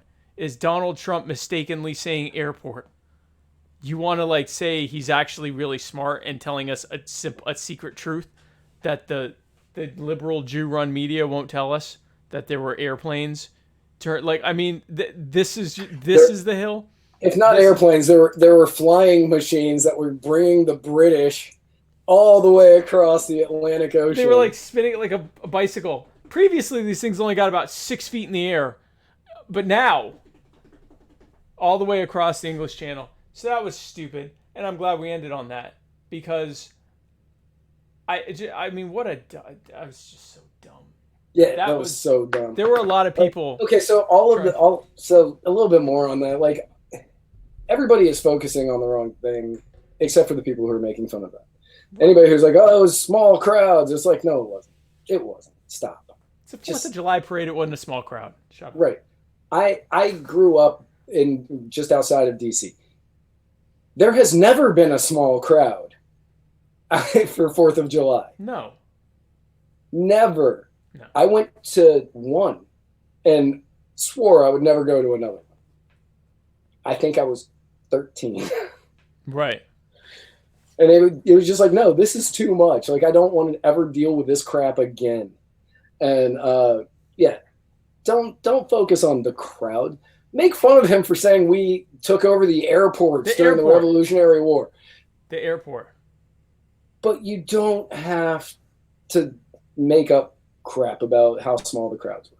That's the biggest thing with Trump is you don't have to make up stuff about Trump. Trump does a lot of stupid stuff that you can make fun of. When you go and reach and say, oh, well, also blah, blah, blah, blah, and it turns out that isn't true and it's easily debunked, now you've just fed into the whole right-wing narrative about fake news media fake news, fake news, fake bots and all this stuff. And it's like, stop. The man said he looked. And if I had accidentally said airports, I would have said, "Oh, I meant ports," and then like joked about it, like, airports, right? And then gone about my day. He said airports and stuck with it because he said airports, and I don't think he thinks airports existed in the 18th century. I think he just wasn't even the least bit present at that. And and from the party that mocked Obama for his admittedly heavy use of the teleprompter. Or for saying, when he said we went to all 57 states, and he was referring to the 57 state primaries and caucuses, because some states have primaries and caucuses. That's what that meant. And I'm not an Obama fan, but last episode we defended Biden, now we're defending Obama. It's a theme. Williamson 2020, and this is now the muddy Democrats of freedom. That's what the show is. That is such an oxymoron. The Democrats of freedom.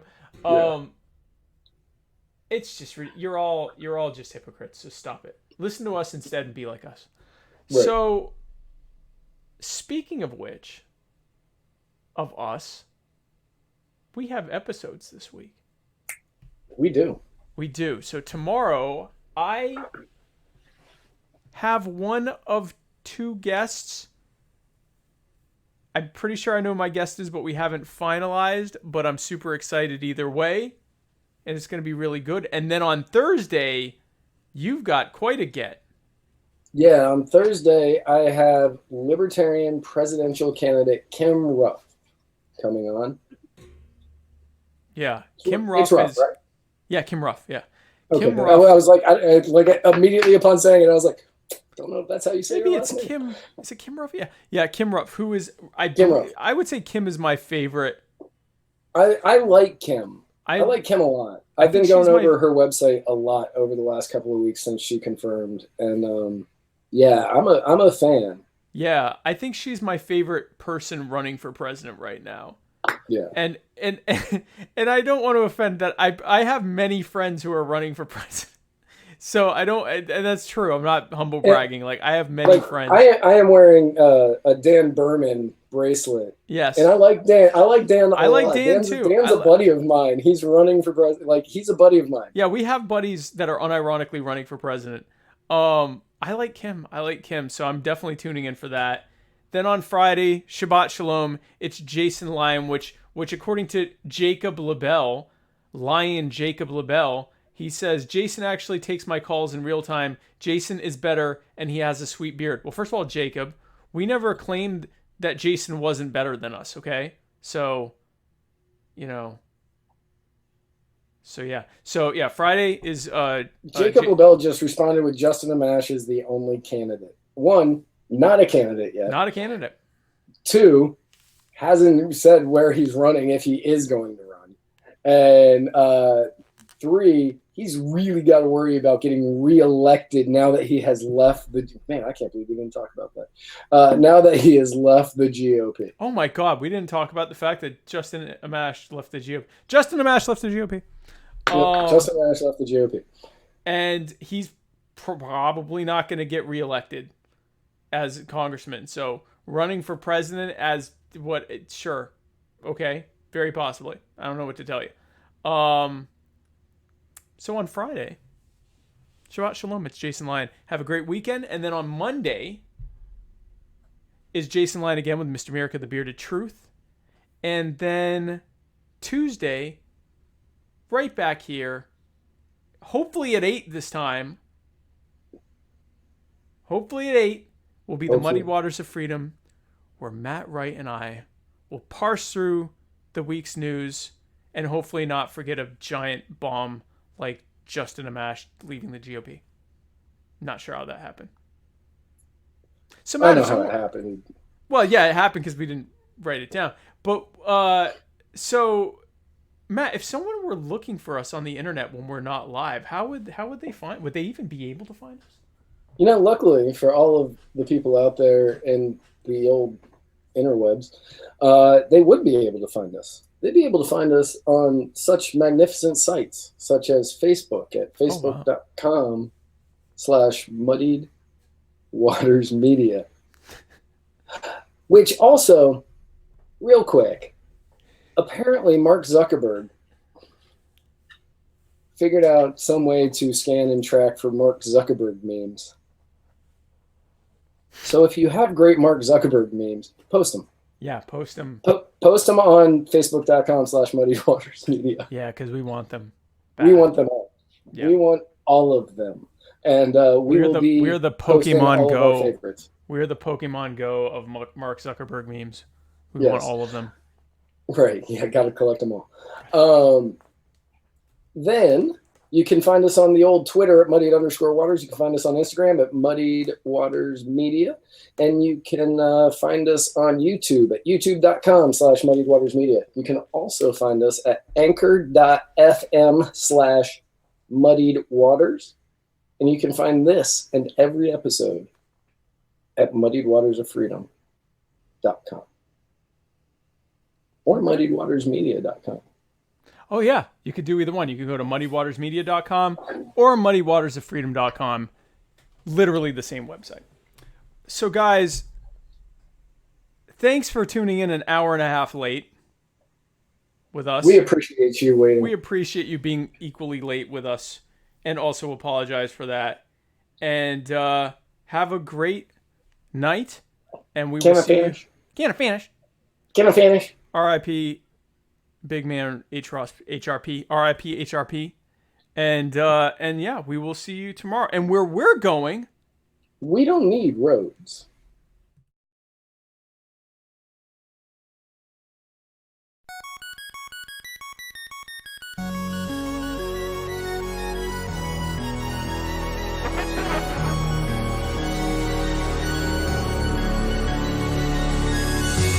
DJ Cumberbund. Giant steps are what you take, walking on the moon. I hope my leg don't break, walking on the moon. We could walk forever, walking on the moon. We could be together, walking on the moon. Some may say I'm wishing my days away. I give us a bright side. Tomorrow's not no way. You stay, I'm messed up, baby. Walking back from your house, walking on the moon. Walking back from your house, walking on the moon. My feet they hardly touch the ground, walking on the moon. My feet